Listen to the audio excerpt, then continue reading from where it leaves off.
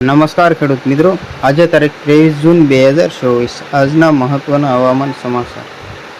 ચેનલમાં નવા હો તો ચેનલને સબસ્ક્રાઇબ કરી લેજો. ગુજરાતમાં આજે તમામ જિલ્લાઓમાં વરસાદ પડવાની આગાહી કરવામાં આવી છે. આ સાથે જ આજે સવારથી જ અમદાવાદમાં વાતાવરણમાં પલટો આવ્યો હતો.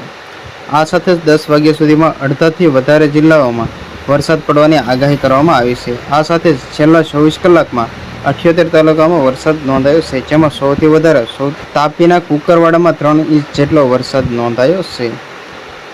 હવામાન વિભાગની માહિતી પ્રમાણે આજે સવારે 10 વાગ્યા સુધીમાં મોરબી, ગીર સોમનાથ, અમરેલી, બોટાદ, ભાવનગર, અમદાવાદ, ગાંધીનગર, બનાસકાંઠા, અરવલ્લી, ખેડા, આણંદ, મહીસાગર, વડોદરા, પંચમહાલ, દાહોદ, છોટાઉદેપુર તથા દક્ષિણ ગુજરાતના તમામ જિલ્લાઓમાં છૂટાછવાયા સ્થળોએ વરસાદ પડવાની આગાહી કરવામાં આવી છે.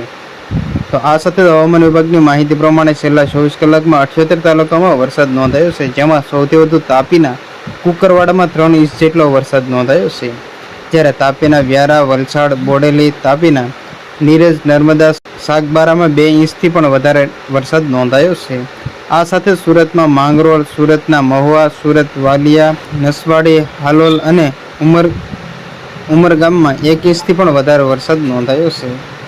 તો બસ આજની તે આટલી જ અપડેટ. ફરી મળીશું નવી અપડેટ સાથે. ત્યાં સુધી બન્યા રહેજો ખેડૂત ખબર યુટ્યુબ ચેનલમાં.